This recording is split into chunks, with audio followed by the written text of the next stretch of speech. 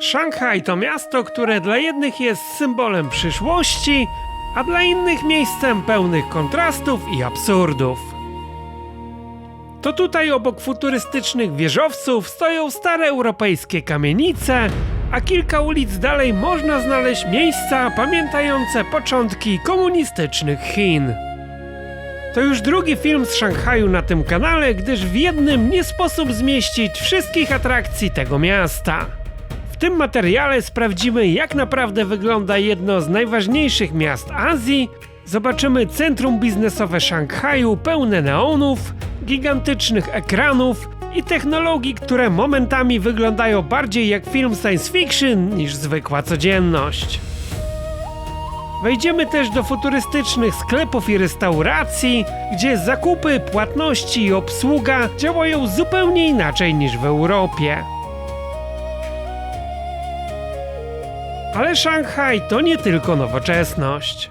Pokażę wam również dawną koncesję francuską, jedną z najbardziej klimatycznych części miasta. To właśnie tutaj mieszkali kiedyś zagraniczni kupcy, a później chińscy dygnitarze. Odwiedzimy nawet dom pierwszego premiera komunistycznych Chin. Po drodze spróbujemy też lokalnego jedzenia i zobaczymy, ile naprawdę kosztuje życie w Szanghaju.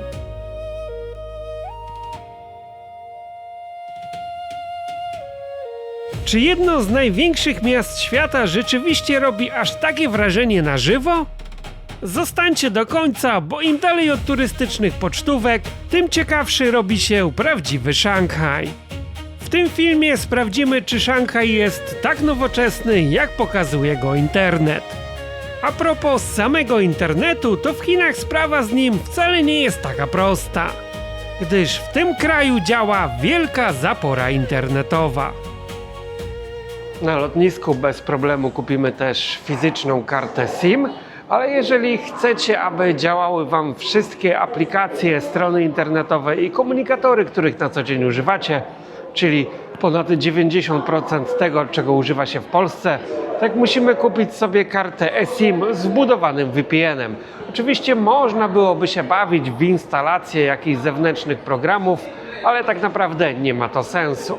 Wystarczy kupić sobie wirtualną kartę eSIM od eSIM i będą działać nam wszystkie te strony i aplikacje, których używamy na co dzień.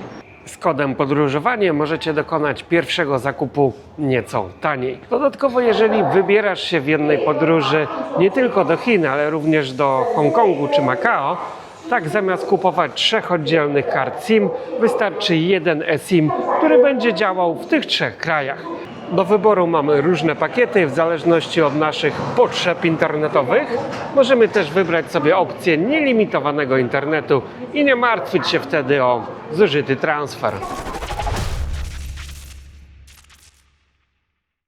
Nocą warto udać się do dzielnicy biznesowej pod wieżę perłową.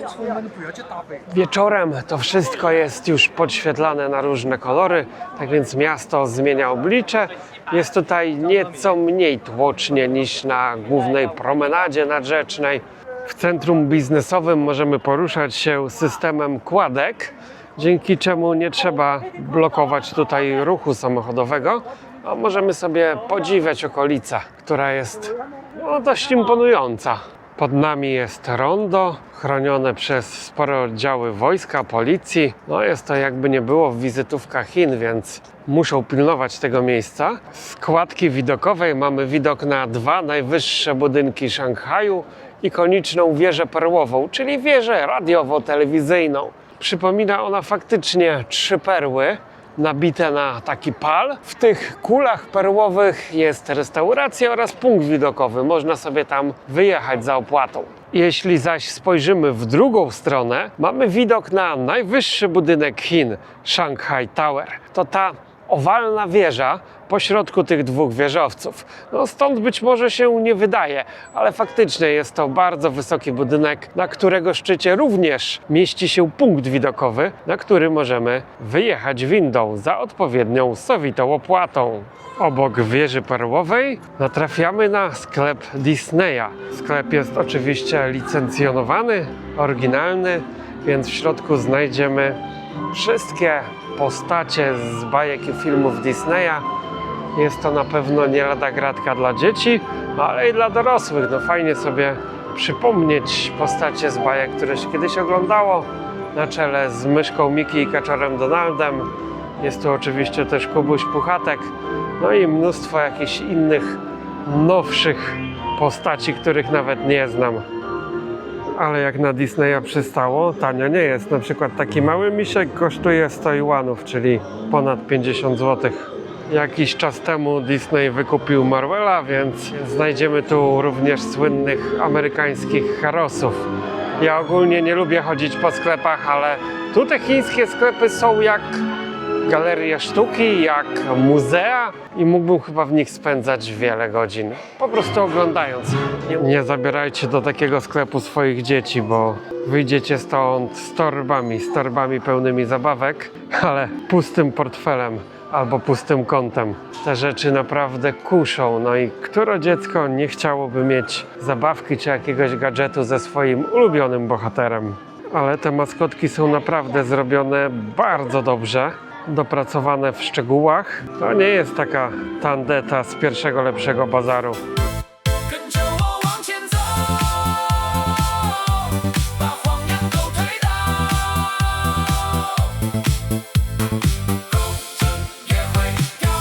Słyszałem w Polsce teorię, że tego typu miasta jak Szanghaj są to wyłącznie miasta pokazowe, a cała reszta Chin to dziadostwo i ludzie chodzą w workach po kartoflach. Nawet gdyby tak było, to pokażcie mi chociażby jedno takie miasto pokazowe w Polsce, czy ogólnie w Europie. Dlaczego ich nie ma? Przy największych budynkach Chin mamy też luksusowe galerie, pewnie jedne z najbardziej luksusowych. No i tutaj sklepy wyglądają nieco kosmicznie. Nawet mamy statek kosmiczny na środku. A to jest sklep sprzedający pieczywo, sztuczne pieczywo. Oczywiście próbowaliśmy tego ich pieczywa, no smakuje to dość dziwnie. Na pewno nie przypomina to naszego i z lekka słodkie. Te bułeczki mają różne kolory, kształty, ale tak naprawdę to wszystko smakuje tak samo. Ale ciasta i torty tanie tutaj nie są. Na przykład tor weselny 66 kg dla 280 osób, czyli takie małe wesele w Chinach, kosztuje 16 000 juanów. Krzykiem mody w Chinach ostatnio jest chleb, zwykły chleb tostowy. Oni tutaj tego naprawdę nie mieli przez wiele lat, a teraz się wszyscy tym zajadają. 4 kromki chleba kosztują 22 juany, czyli ponad 10 zł. No nic, tylko otwierasz tu piekarnię. Patrząc na sklepy chińskich marek i ceny produktów, które w nich się sprzedaje, tak stwierdzam, że te europejskie marki uznawane za luksusowe, czyli Gucci, Armani, tam Louis Vuitton, to są dla biedaków. Ja się tam na modzie nie znam i nie będę się wypowiadał na temat tych produktów, ale jeżeli chodzi o ceny, tak, chińskie marki potrafią być wielokrotnie droższe od produktów uznawanych za luksusowe w Europie. A jeżeli chodzi o wystrój sklepów, to taki Gucci Strucci może się naprawdę schować. Jeżeli ktoś będzie w galerii niegrzeczny, będzie rozrabiał, tak, czeka tutaj sprzęt dla ochroniarzy. Widzicie, są pałki, są takie widły do odpychania na przykład nożownika, oczywiście kask, rękawice, no wszelki niezbędny sprzęt szturmowy. I takie fanty stoją w każdej galerii handlowej oraz w wielu miejscach użyteczności publicznej.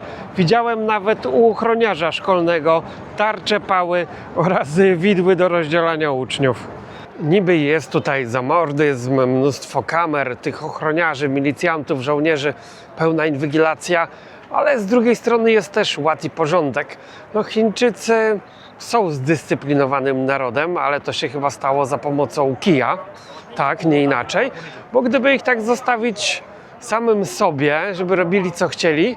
Obserwowałem wielokrotnie, jak zachowują się Chińczycy w innych krajach, no, gdzie wokół siebie na tych dzielnicach nie zawsze trzymają porządek, zaś tutaj w Chinach wszystko jest na tip-top. można powiedzieć nawet sterylne. Ale na pewno nie uczynili tego z własnej woli. No, system kar, system może nawet tych pał doprowadził do tego, że ten kraj dzisiaj, mówię to z pełnym przekonaniem, jest jednym z najczystszych na świecie i najbardziej poukładanych. Nie ma tutaj też praktycznie żadnej przestępczości pospolitej. No wystarczy zobaczyć, jak leżą sobie wszędzie, czy te paczki na ulicy, wisi sobie pranie, możesz tutaj zostawić cokolwiek i na pewno to ci nie zginie. Pewnie znajdą się tacy, co napiszą, że znowu wziąłem pieniądze od chińskiego rządu, żeby promować ten kraj, który jest reżimem komunistycznym, zamyka ludzi w obozach i tak dalej. Powiem wam, że wolałbym w sumie chyba żyć w kraju, w którym politycy za korupcję, za oszustwa trafiają do więzienia, a nawet dostają czapę. I tutaj taki polityk, zanim weźmie te pieniądze do kieszeni, wyprowadzi coś bokiem, 10 razy się zastanowi, bo wie, co mu za to grozi. A w Polsce, ogólnie w Europie, pieniądze publiczne są rozkradane na lewo, prawo, nikt z tym nic nie robi. Czy jakikolwiek polityk polski poszedł do pierdla po 90 roku? Ja nie słyszałem, żeby ktoś trafił tam dłużej niż na chwilę. Jak już, to wsadzają jakichś szeregowych urzędników jako kozłów ofiarnych, ale nikt z tych czołowych polityków, których znacie z telewizji, nigdy za kratki nie trafił i pewnie nie trafi za naszego życia. Wchodzimy do kolejnej galerii handlowej na wysoki połysk. Spójrzcie, jak wyglądają sklepy chińskich marek. Żadnej z nich praktycznie nie znam, ale ociekają one złotem, a pachnie tutaj jak w najlepszej perfumerii. Ja nie wiem, co oni tutaj rozpylają. Kolejny ciekawy sklep, który wygląda jak salon jakiejś stacji kosmicznej, a sprzedaje się tutaj chyba nie jakieś smoki metalowe, tylko okulary. Zobaczcie, takie minimalistyczne okulary. To jest jakaś chińska marka, nic mi to zupełnie nie mówi. Jest też troszkę takich wzorów dość nowoczesnych, można powiedzieć. Jak dla mnie wyglądają jak takie z AliExpress za 5 dolców, ale kosztują aż 1700 juanów. W tych okularach wyglądam jak z Matrixa. No w sumie jak na taki sklep kosmiczny to nawet nie są takie drogie. Kolejny sklep z robotami do domu. Nie wiem, czy mają one jakieś głębsze funkcje, ale raczej jest to taki zamienny kota albo psa. Nie trzeba wyprowadzać na spacer, a i też nie na paskudzi na dywanie. A tutaj moim oczom ukazało się coś takiego. Niezwykła restauracja. No pierwszy raz coś takiego widzę. No tylko Chińczyk jest w stanie to wymyślić. Ceny w tej restauracji zaczynają się od jakichś 70 juanów za danie. Piwo kosztuje 28. No nie ma tragedii. Można coś tutaj zjeść. Nawet jest i za 29 jakaś potrawa, nie wiadomo jaka. Miejsca takie przyciągają oczywiście galerianki. Dziewczyny nagrywają jakieś rolki na schodach. Tak wygląda podnóże, podstawa Shanghai Tower. No, stąd dopiero widać, że to jest naprawdę wysoki budynek. Nie brakuje tu też oczywiście sklepów wszelkich marek światowych, tych gigantów modowych, biżuteryjnych oraz sprzętu RTV AGD. A wielu Polaków ma opory przed tym, żeby jechać do Chin, a nawet przed tym, żeby oglądać ten film, bo uważają, że w ten sposób wspierają komunistyczny reżim. Jak widzicie, światowe korporacje nie mają żadnych oporów przed tym, żeby otwierać tu swoje sklepy i sprzedawać Chińczykom swoje produkty. Stąd jeżeli chcecie być zgodni ze swoim sumieniem, mówię to do tych, którzy negują tego typu produkcje jak ta i negują jakiekolwiek wyjazdy do tego państwa, przestańcie kupować również produkty tych światowych korporacji, amerykańskich, włoskich, francuskich, a nawet polskich, bo znajdziemy tutaj sklepy chociażby Foref. W ten sposób wspieracie komunistyczny reżim w Chinach. Te firmy tu produkują, tu sprzedają i tu płacą podatki. Moją uwagę przykuł dziwny kosz na odpady, śmieci. Jest tutaj też segregacja. Wloty są podświetlone. U góry mamy panel solarny, który zasila całe to ustrojstwo.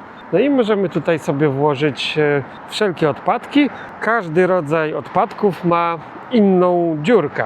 Kwadrat, koło, prostokąt, a na papiery mamy taką wąską dziurkę. Także nawet idiota sobie tutaj poradzi z segregacją śmieci.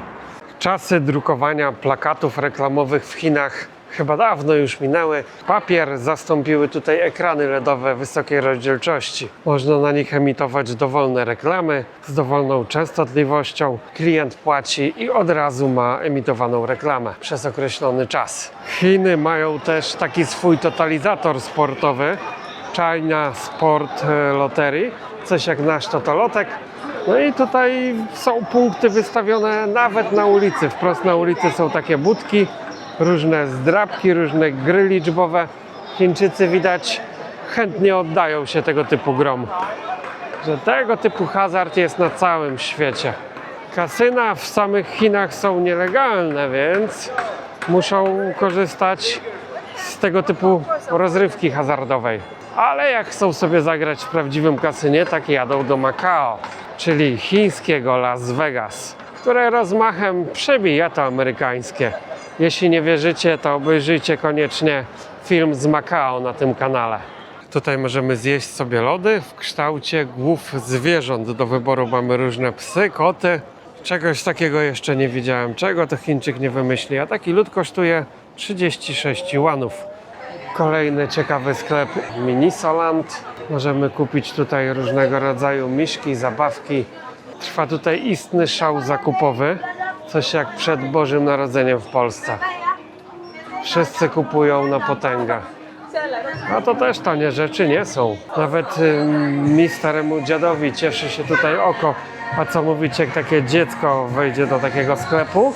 Coś to rodziców ogoli z pieniędzy jak tylko. To też wygląda jak jakaś stacja kosmiczna. I chociaż nie ma tu nic, co by było w życiu niezbędnie potrzebne, tak kolejka jest na kilkadziesiąt metrów. W tym sklepie też znajdziemy większość produktów Disneya, z tym, że ceny są tutaj 3, nawet 4-krotnie niższe niż w oficjalnym disneyowskim sklepie. Warto więc przyjść do sklepu Miniso, gdyż większość asortymentu będzie się tutaj powtarzać. Są to też produkty Disneya na licencji, ale ceny są tutaj dużo niższe.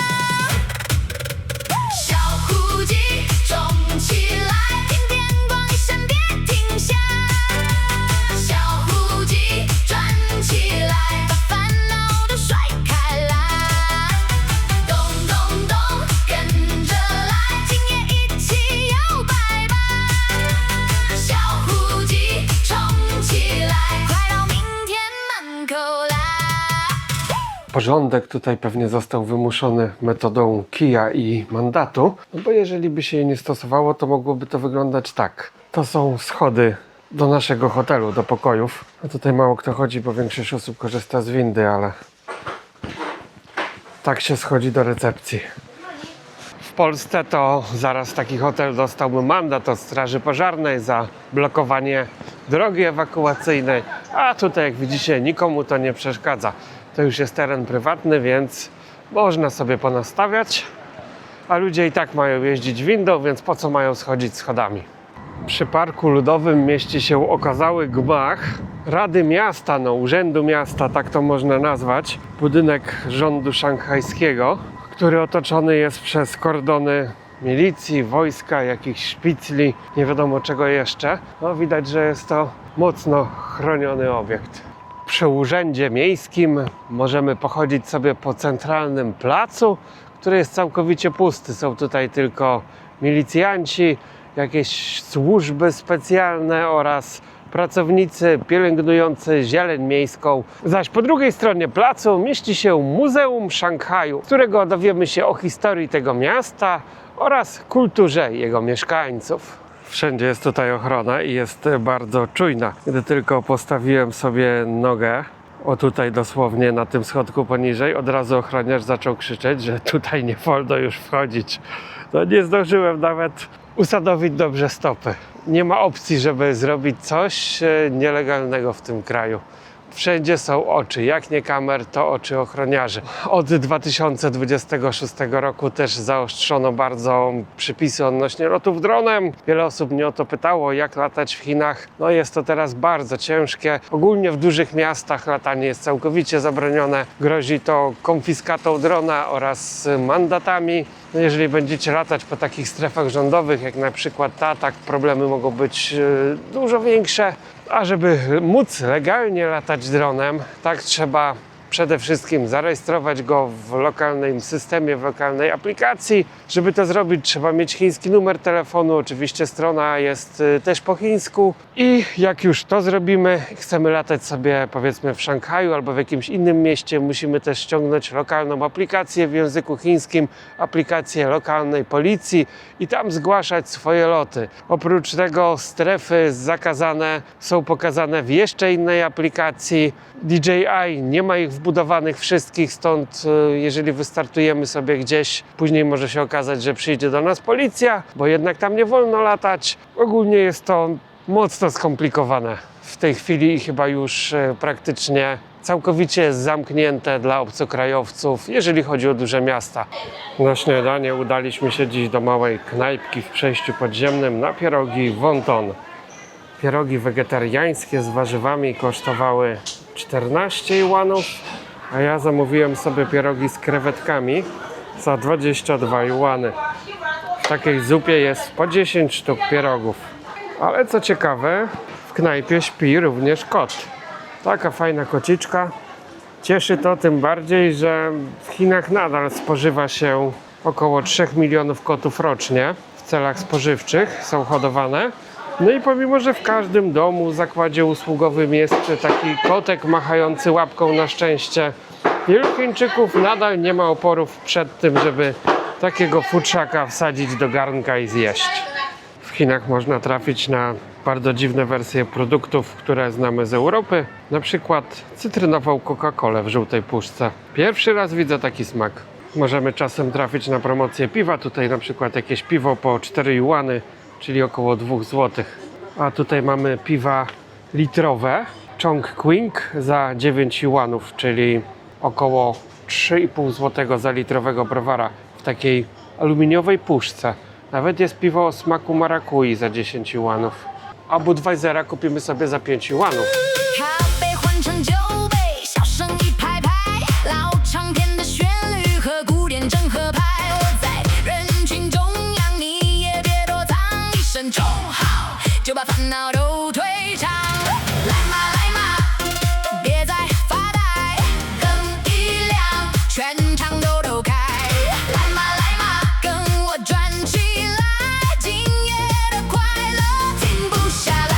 Xiantandi to miejsce, które przyciąga co roku miliony turystów, jeżeli chodzi oczywiście o sam Szanghaj. Dziś ta luksusowa dzielnica cieszy oko, ale jeszcze w latach 90.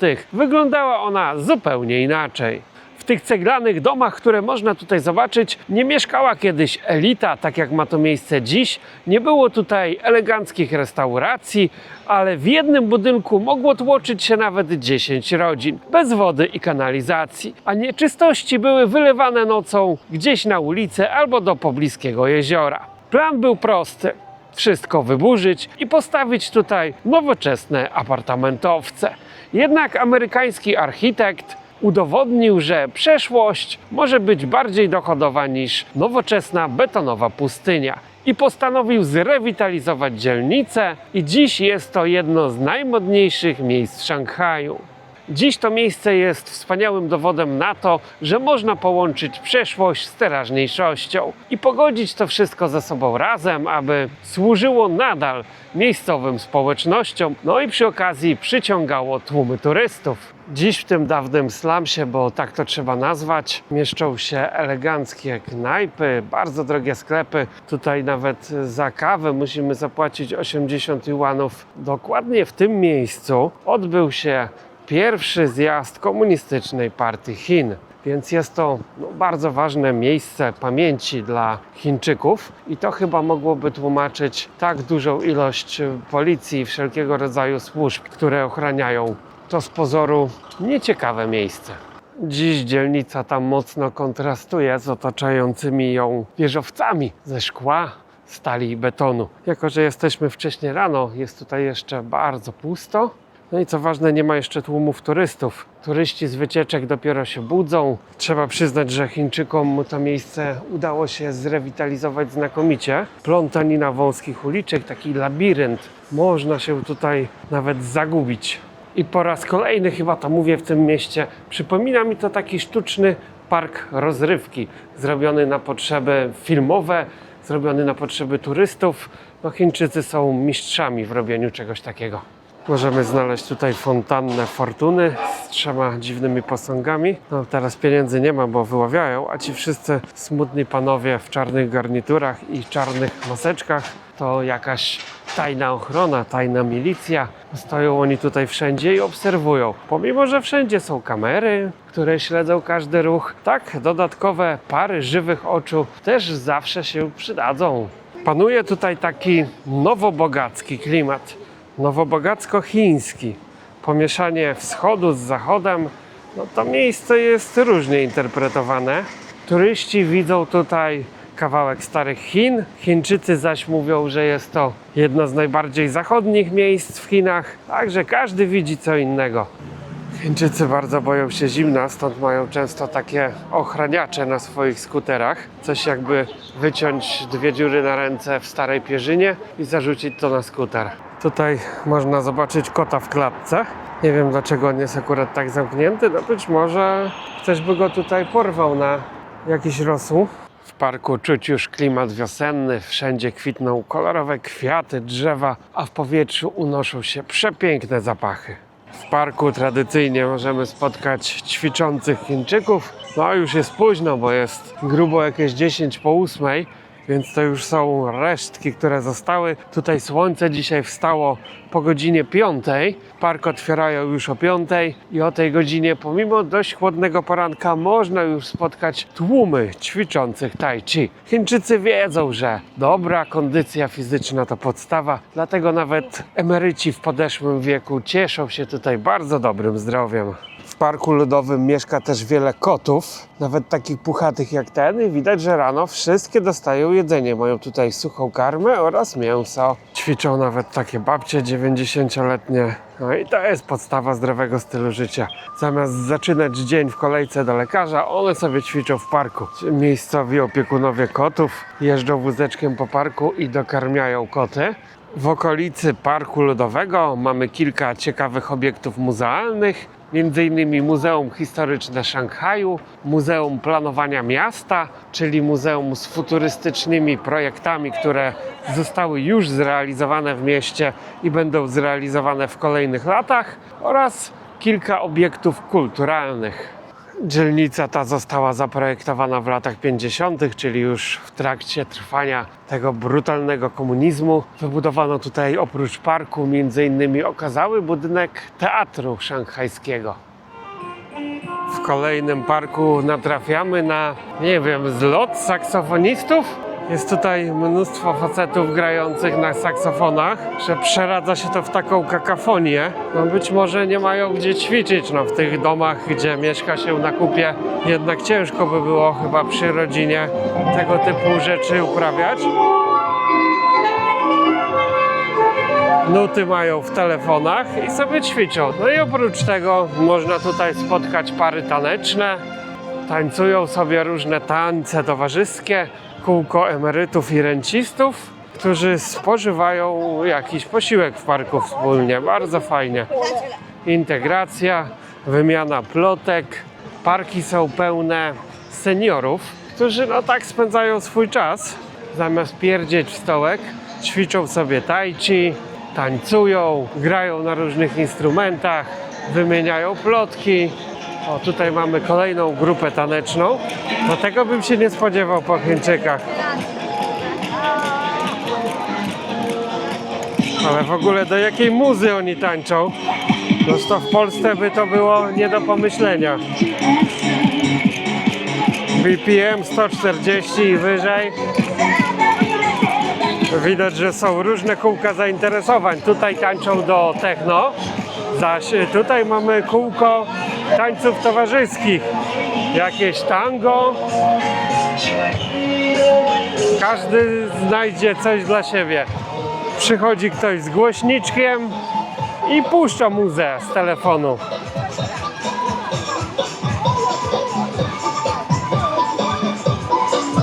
I to wszystko za darmo, bez ponoszenia jakichkolwiek kosztów.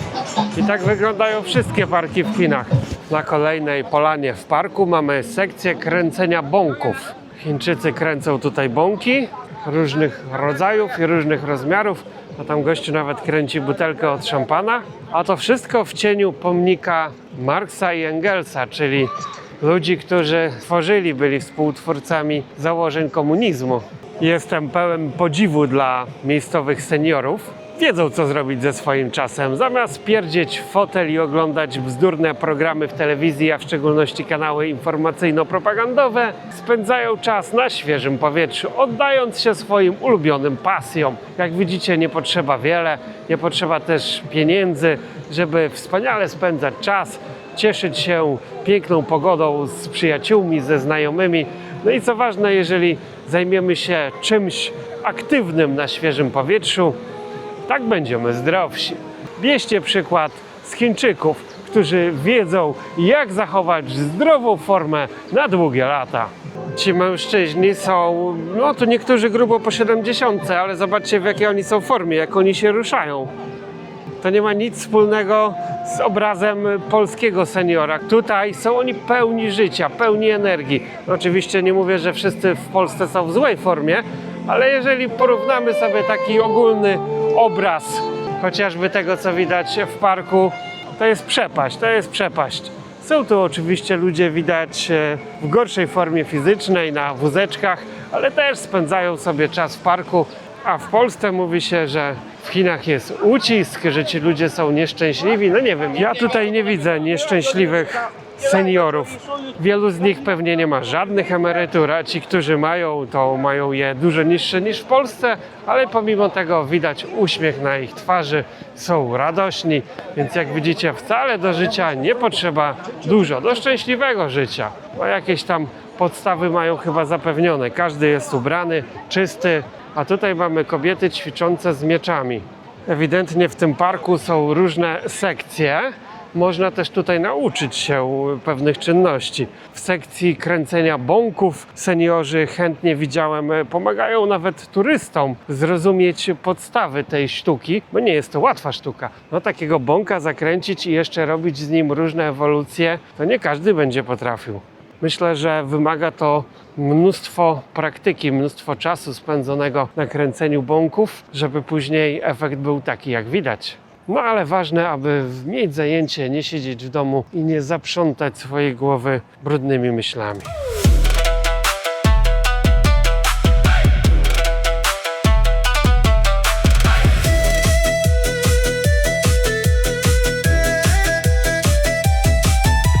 Wkraczamy powoli w dzielnicę dawnej koncesji francuskiej, czyli takiej francuskiej enklawy. No, były to takie placówki eksterytorialne, zajmujące się handlem w regionie, robieniem tutaj interesów. Dziś to wszystko jest pięknie odremontowane, no, taka dzielnica willowa, można powiedzieć. Możemy niektóre z tych rezydencji też pozwiedzać, zostały one zamienione na muzea. Za gałkę lodów trzeba zapłacić tutaj nawet ponad 20 zł. Zaś za kawę zapłacimy tutaj ponad 30 zł. To wszystko staje się takie mocno ekskluzywne dla nowobogackich Chińczyków, dla zamożnych turystów zagranicznych, ale chociaż pooglądać można wszystko za darmo. W okolicy francuskiej koncesji mieszkali wybitni Chińczycy, politycy, generałowie. No jak widać, lud mieszkał prosto, ale władza tradycyjnie, w całkiem komfortowych warunkach.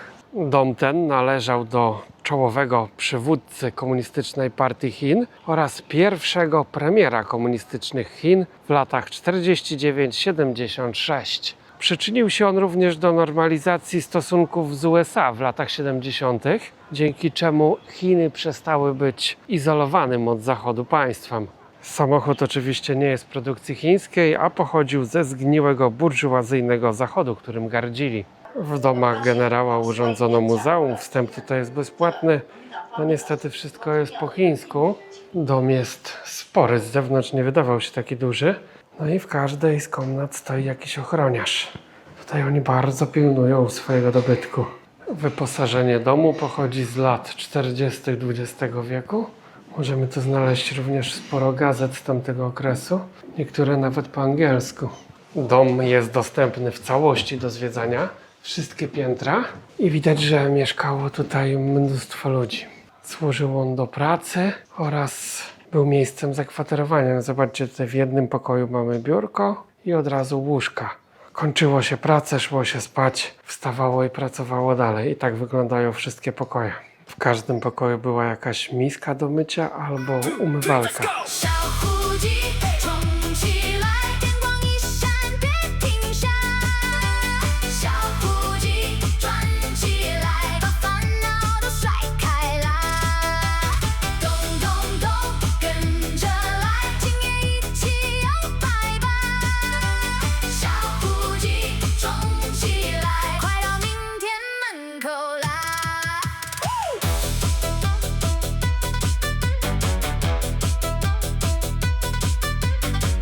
Tianzifang to kolejna ciekawa dzielnica.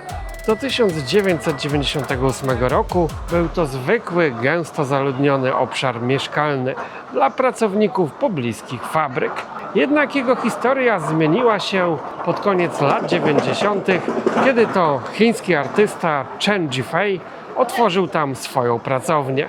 Zamiast wyburzać stare budynki, władze wsparły rewitalizację dzielnicy, a opuszczone fabryki i partery domów zamieniły się w galerie sztuki, pracownie rzemieślnicze i modne kawiarnie. Dziś ta dzielnica to siedlisko różnego rodzaju artystów, pełna turystów i sklepów z rękodziełem. To też żywe muzeum, gdyż te domy z cegły pochodzą z początku XX wieku, a dzięki oddolnej inicjatywie teraz to miejsce urosło do rangi jednej z największych atrakcji miasta. Tianzifang znajduje się na terenie dawnej koncesji francuskiej, leży w jej granicach geograficznych. To miejsce jest bardzo kolorowe, tonie w kwiatach, zieleni. Warto przyjść tutaj też wieczorem, kiedy to wszystko będzie podświetlone na wszelakie kolory taśmy RGB oraz tych kolorowych chińskich lampionów. Wszędzie rozchodzą się też zapachy świeżego pieczywa francuskiego.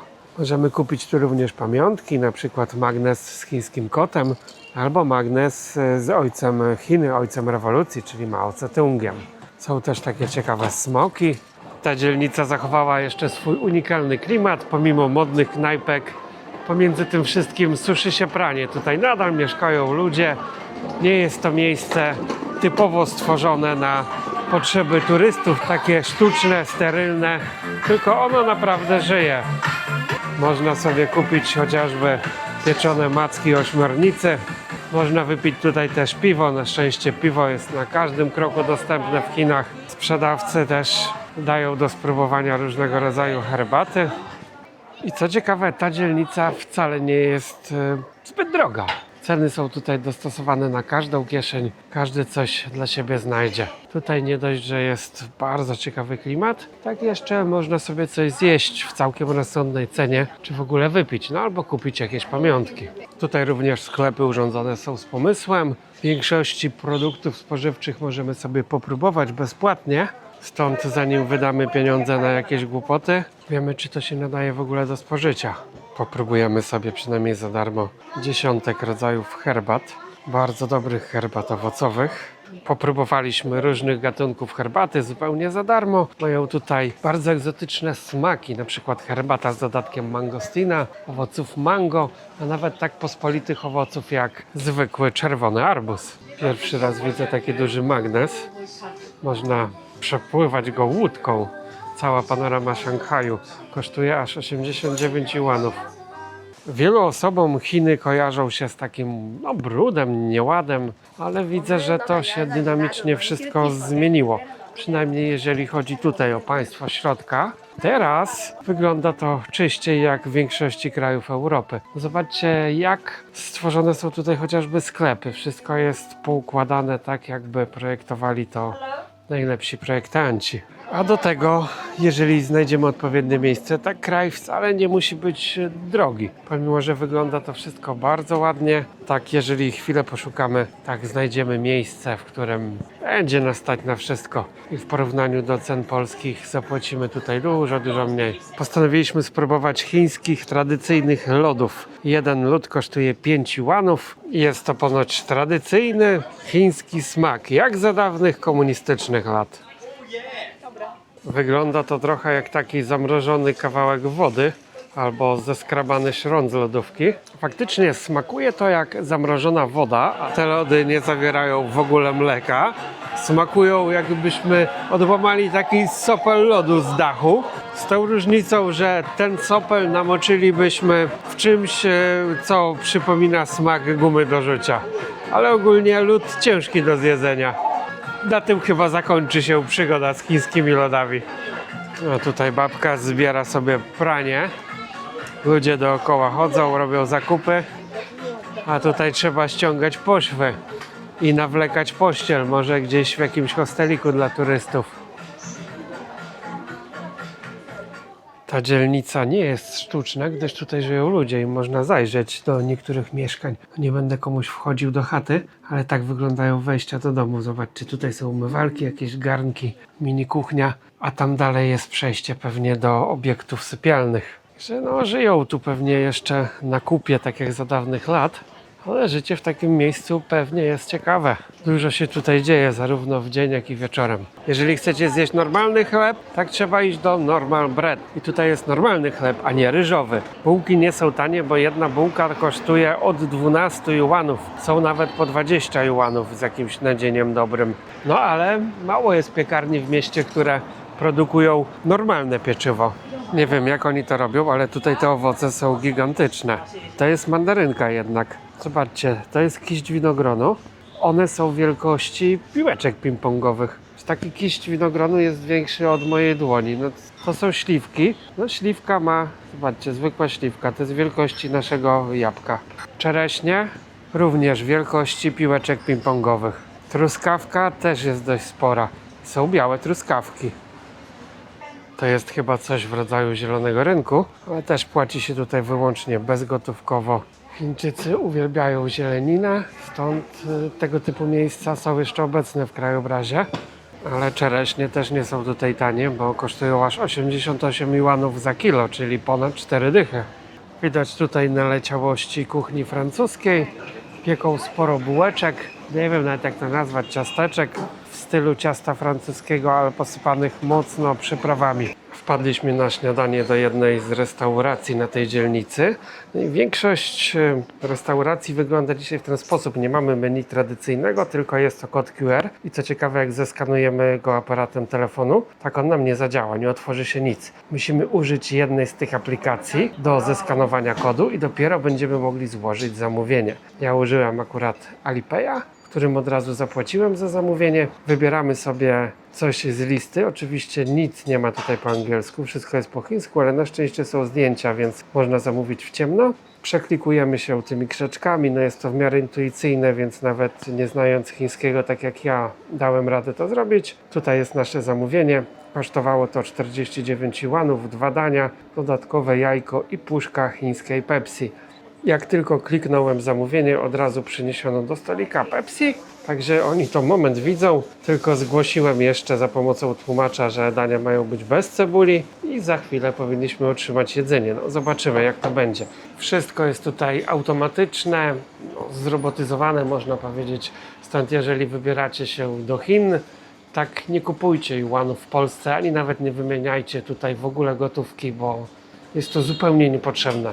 Praktycznie nigdzie nie płaci się gotówką. Oczywiście można, ale później jest problem z wydaniem reszty, bo bardzo często oni tej gotówki na stanie w ogóle nie mają. Dania nie wyglądają źle, są pokaźne. Dodatkowo przyniesiono jeszcze jajeczko. No to wszystko kosztowało 49 juanów, czyli cena bardzo atrakcyjna. No i nie ma cebuli, tak jak prosiłem. 巷口的老茶馆，门板上贴着云，青瓷碎成了月，照着回家的影。风吹过石狮子，胡须轻轻抖，像个倔强的梦，还不肯低头。谁把脚步留在这里？谁把故事埋进站里？我听见远处一声铜铃响起。 Tereny dawnej francuskiej koncesji to nieco inny klimat Szanghaju. Mamy tutaj pomieszaną nowoczesność razem z historią, ale z pewnością jest to miejsce o wiele tańsze niż turystyczna ulica Nanjing Road. Jeżeli chcecie kupić jakieś pamiątki, gadżety chińskie, tak najlepiej udać się tutaj, ale też warto porównać te ceny, bo chociażby taki magnes szanghajski na jednym stoisku będzie kosztował 30 juanów, zaś na innym za dokładnie ten sam magnes zapłacimy dychę. Dla Chińczyków zachodnia kuchnia jest powiewem luksusu i nie zabrakło tu również waszej ulubionej sieciówki, czyli McDonalda. Sprawdzamy, co jest w lokalnym menu.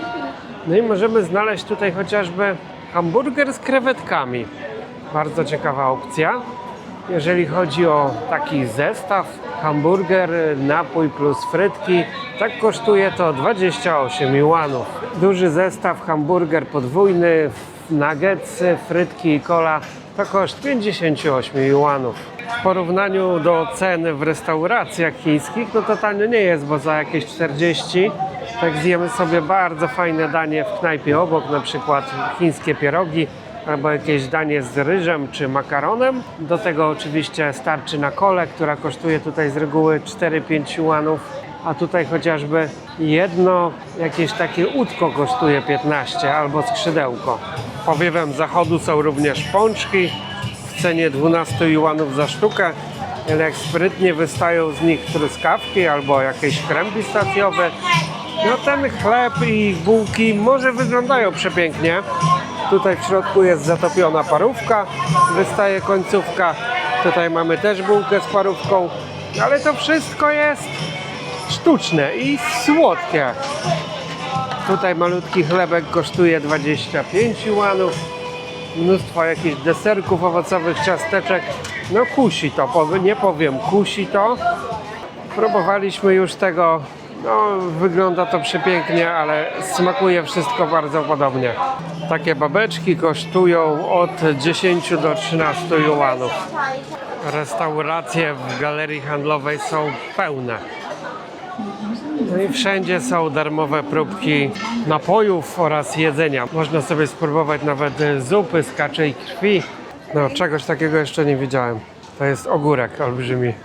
Czym oni to podlewają? I w takim miejscu można w pełni zrealizować ideę taniego podróżowania. Tutaj już tylu rzeczy udało się spróbować zupełnie za darmo, że aż najedliśmy się dosyta. Dziesiątki wypróbowanych herbat, można sobie podjeść różnych chipsów, glonów. Nie bójcie się próbować, niektóre są naprawdę dobre. Ale co ciekawe, kupiłem dwie takie bułeczki, ciasteczka. Chciałem za nie zapłacić gotówką. Nie da się. W galerii handlowej, która jest nad tym metrem, nie przyjmują w ogóle gotówki.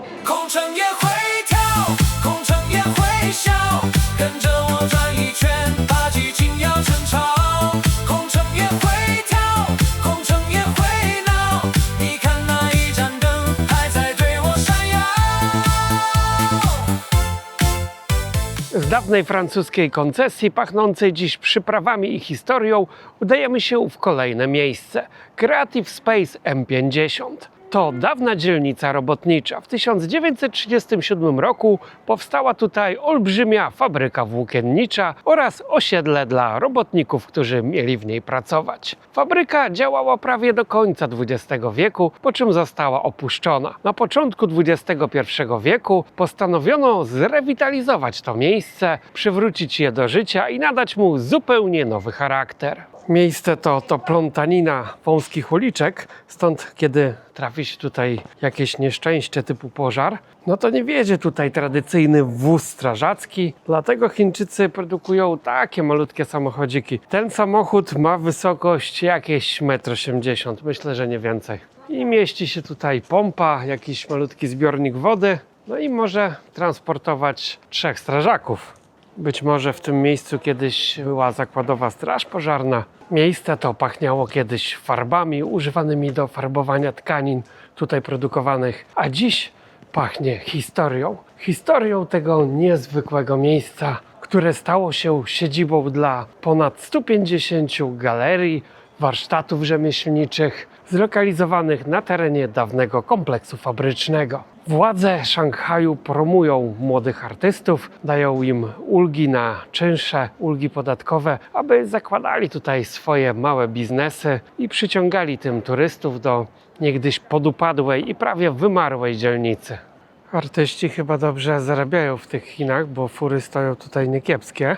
Nawet można było zaobserwować, że wiele z nich jest sterowanych głosem. Można wydać komendę zaparkowania samodzielnego i tak dalej. W starej wieży ciśnień zrobiono dziś modną kawiarnię. Możemy sobie tutaj zjeść croissanta albo wypić kawę z widokiem na coś takiego. Nowoczesny budynek zwany wiszącymi ogrodami. Futurystyczna bryła budynku z takimi wielkimi donicami na dachu, w których rosną drzewa i kolorowe kwiaty. Widać, że budynek jest dopiero kończony, a pomimo tego już zasadzono roślinność. Pewnie będą tutaj luksusowe apartamenty. Możemy zobaczyć tu różne ciekawe instalacje artystyczne i na przykład też taką nietypową stołówkę dla kotów. Koty pewnie tutaj czasem przychodzą. Cieszy mnie fakt, że Chińczycy pokochali koty i widać, że zaczęli o nie dbać. Już nie myślą o nich wyłącznie w kategoriach kulinarnych. Karmią je, dokarmiają dzikie bezpańskie koty, opiekują się nimi. No, często też można spotkać koty mieszkające w sklepach, w restauracjach. Mają one obruszkę, że no, podejście się zmieniło. Już kot nie jest zwierzęciem, które można wsadzić do gara. Dzisiaj coraz częściej staje się towarzyszem, nieodłącznym towarzyszem Chińczyka. W jednej z herbaciarni mamy dość niezwykły sposób podawania herbaty. Zamawiamy sobie herbatę, siadamy na takim stoliczku i płynie ona do nas takimi łódeczkami. Ale nie jest to tania przyjemność, bo jak chcielibyśmy sobie zamówić taką herbatkę, tak ceny zaczynają się tutaj od 58 juanów za jedną malutką szklaneczkę i do tego małe ciasteczko na zakąskę. Taki większy set dla 2 osób to już trzeba się liczyć z kosztem około 200-300 juanów. I co ciekawe, ta restauracja jest jakby bezobsługowa. Widzicie, tutaj mamy kody QR z numerem. Siadamy sobie na przykład tutaj, skanujemy telefonem menu, wybieramy herbatę, którą chcemy zamówić, płacimy i czekamy, aż nam łódeczka tutaj dostarczy nasz produkt. Miejsce to powinni odwiedzić przede wszystkim miłośnicy sztuki. Można tutaj spacerować po tych galeriach artystycznych przez cały dzień, kupić sobie obrazy, rękodzieło, biżuterię, jakieś torebki ręcznie wykonane. Jest tego bardzo dużo. Kocie kawiarnie dzisiaj nikogo już nie dziwią, ale pierwszy raz widzę psią kawiarnię. Muzyka dla psów. Można do niej przyjść z własnym psem. To nie jest kawiarnia dla ludzi, którzy chcą głaskać psy, ale można przyjść tutaj z psem i kupić mu na przykład coś dobrego do jedzenia. Pies może też posłuchać odpowiedniej psiej muzyki. Nie wiem, jaka to jest psia muzyka. Jak ktoś ma pojęcie, to niech napisze. Bo jakoś nie znam żadnych psich hitów. 月光铺在广场，像一张旧海报。我把手伸向前，摸到回声在绕。没有人来喊我，我也不再逃。这座城在等我，把明天轻轻唱。 Szanghaj wydaje się bardzo przyjaznym miastem do życia. Jeżeli masz tylko pieniądze, tak w tym mieście będzie żyło się całkiem komfortowo. Mnóstwo zieleni, mnóstwo skwerów, miejsc rekreacyjnych, miejsc, w których można miło spędzić czas, galerii handlowych, przestrzeni kreatywnych. Tutaj no, każdy może się realizować, o ile nie mieszasz się, wiadomo, w politykę i nie krytykujesz władzy. Jeżeli odpuścimy sobie tematy polityczne, tak Chiny są ciekawym kąskiem do życia dla Europejczyków. Zauważcie, że jest tutaj bardzo spokojnie, nie ma tutaj przestępczości, na ulicach nie ma żadnych podejrzanych typów. Oczywiście część narodu płaci za to wysoką cenę. Dużym problemem społecznym jest depresja. No tutaj wygląda może to wszystko od fasady bardzo pięknie, ale wielu obywateli zapierdziela jak te takie małe robociki od rana do wieczora przez wiele lat, nie mogąc się tak naprawdę niczego dorobić. Może poza mieszkaniem na kredycie, ale zresztą akurat podobnie jest w Polsce. No i później popadają w depresję, kończąc często swój żywot przedwcześnie. No nie mogę wprost mówić o takich rzeczach, bo YouTube zaraz by zablokował film, ale ponoć w Chinach co 2 minuty jedna osoba odpływa na tamten świat, bo ma dość życia doczesnego, dość zapierdzielania w tym wyścigu szczurów. Po mieście jeżdżą też elektryczne autobusy. W większości, nie wszystkie, ale już większość jest elektryczna. Mają tutaj też trolejbusy. Niedaleko strefy M50 mamy jedną z ciekawszych świątyń w Szanghaju. To świątynia buddyjska nefrytowego Buddy. Pierwsza świątynia w tym miejscu została zbudowana w 1882 roku jako klasztor buddyjski dla posągów sprowadzonych na te tereny z Birmy. Jednak pierwotna świątynia spłonęła, a to, co możemy dziś oglądać, powstało w latach 1918-28. Głównym skarbem świątyni jest prawie 2-metrowy posąg siedzącego Buddy, wykonany z jednego bloku białej jady i ozdobiony niezliczonymi klejnotami. Niestety tego posągu akurat filmować nie można, więc wam go nie pokażę. Musicie tutaj przyjechać i zobaczyć go osobiście.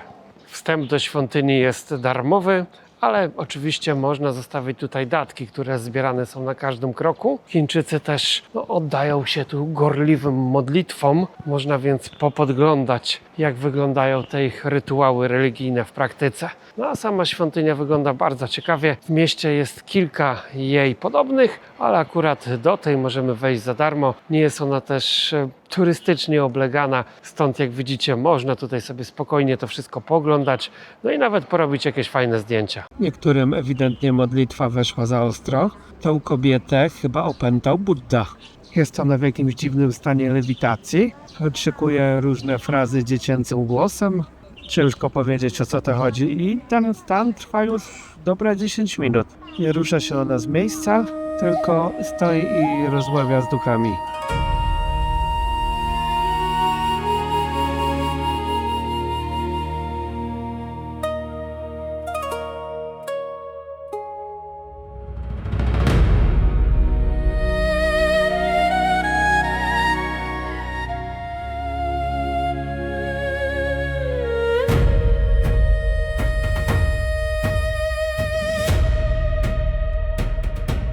Wpadliśmy na obiad do kolejnej restauracji. No te porcje tutaj są niewielkie, więc trzeba cały czas coś zakąszać, nawet 3 razy dziennie. Dostaliśmy też herbatę, którą można uzupełniać sobie z czajnika. Mamy cały czajnik herbaty gratis.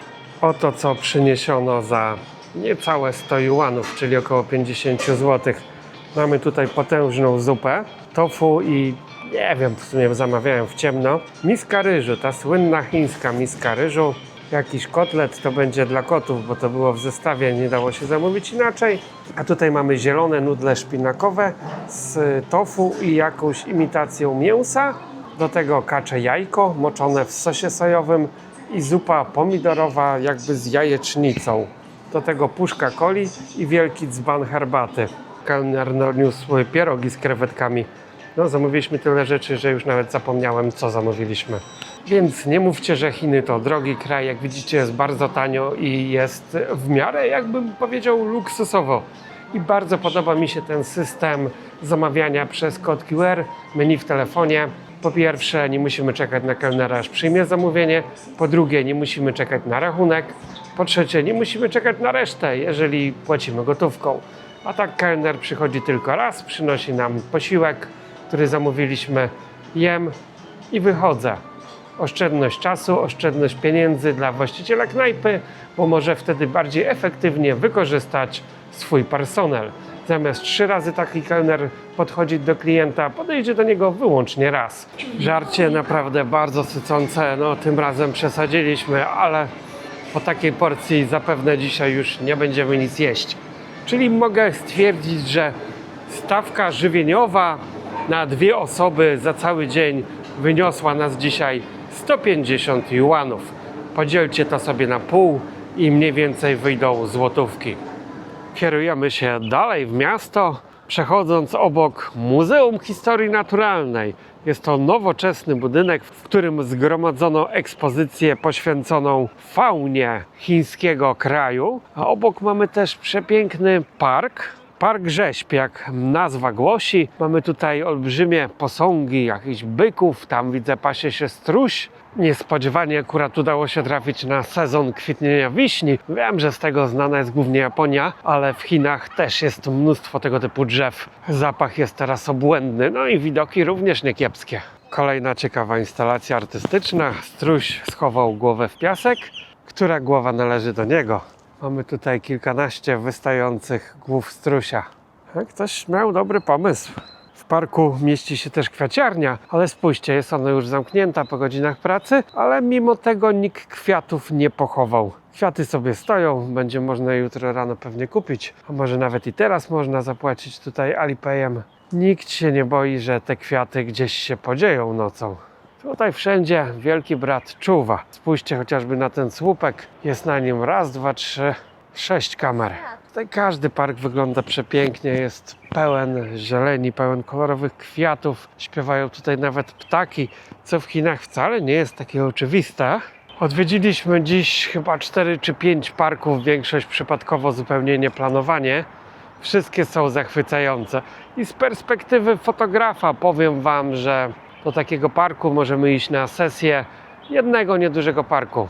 I pomysłów jest tutaj na wiele godzin pracy. I nie trzeba niczego więcej szukać poza takim jednym miejscem. 空城也会跳，空城也会笑，跟着我转一圈，把寂静摇成潮。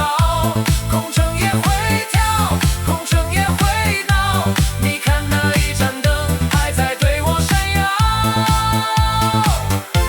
空城也会跳。 Na ulicy można skorzystać też z usług mobilnego fryzjera. Tutaj on podjeżdża się skuterkiem i jazda, obcinają nam włosy. Że bardzo fajnie, no wszelkie usługi są tutaj dostępne na każdą kieszeń. No wiadomo, nie każdego stać na ekskluzywne salony. Wchodzimy teraz w osiedle, no przeznaczone dla klasy robotniczej, można powiedzieć. Tutaj już mieszka się nieco biedniej niż w tych wielkich wieżowcach. No jest to taka klasyczna zabudowa, która kiedyś pokrywała większość powierzchni miasta. Dziś już jest coraz mniej tych dzielnic. One ustępują miejsca tym nowoczesnym blokowiskom, także są systematycznie burzone. Niektóre są przerabiane na centra turystyczne, na jakieś strefy artystyczne, takie jak widzieliście wcześniej w tych filmach. Ale jeżeli takie osiedle jeszcze istnieje, to wygląda to mniej więcej tak. Wszędzie suszą się gacie. No samochodem tutaj nie wjedziemy, więc ludzie używają skuterów. Jeszcze gdzieniegdzie można zobaczyć stare rowery, które może były nawet używane jako riksze. No, domy są tutaj wyzamykane, okna też pozasłaniane, stąd i jakoś nie można za bardzo nawet zajrzeć, żeby zobaczyć, jak oni tutaj mieszkają. Opuszczamy już Szanghaj i pewnie zastanawiacie się, ile czasu należy przeznaczyć na zwiedzanie tego miasta. Myślę, że absolutnym minimum to są 2 pełne dni, ale spokojnie można byłoby tutaj posiedzieć i tydzień. Szanghaj to takie najbardziej europejskie, światowe miasto Chin. W mieście, które kiedyś było siedzibą koncesji zachodnich, dzisiaj jest największe centrum finansowe Chin. I te pieniądze widać w Szanghaju na każdym kroku. Tymczasem my już jesteśmy na lotnisku Hongkaju i samo lotnisko jest bardzo nowoczesne, naszpikowane technologią, ale wszystko odbywa się tutaj szybko i sprawnie. Jako że jest to terminal krajowy, przechodziliśmy tylko jedną kontrolę bezpieczeństwa, która trwała raptem kilka minut. Jeśli chodzi o technologię, tak zaskoczyło mnie bardzo to urządzenie. Spójrzcie tylko na to. Pojawiam się na ekranie i od razu pokazuje mi, gdzie mam lot. Skanuję twarz. Bramka, godzina odlotu, oczywiście tutaj numer lotu, trasa oraz to, gdzie ja się znajduję i gdzie jest moja bramka. Jak trafić do właściwej bramki. No niesamowite. Technologia bardzo ułatwia poruszanie się chociażby po lotnisku, ale zwróćcie uwagę, że jest to permanentna inwigilacja. No nawet rezerwując tutaj hotel, mamy dodatkowo w gratisie wstęp do jakichś tam różnych atrakcji, parku wodnego i tak dalej. Z tego co już wyczytałem, wystarczy zeskanować tylko swoją twarz na recepcji hotelu i nie ma żadnych biletów, żadnych kodów QR, kuponów, voucherów. Wchodzimy sobie do tych atrakcji tylko na podstawie skanu naszej twarzy. XXI wiek w pełni. Widzimy się w kolejnym odcinku. Do zobaczenia. Cześć! Na koniec tradycyjnie zaproszę Was do dyskusji w komentarzach na temat tego, co można było zobaczyć w tym filmie. Jestem bardzo ciekaw Waszych opinii na temat chińskiej technologii i stylu życia. Zapraszam również do obejrzenia całej serii z Chin i gwarantuję, że jeszcze wiele rzeczy w tym kraju mocno Was zaskoczy. Nie zapomnijcie też zostawić łapki w górę dla zasięgu. Do zobaczenia, cześć!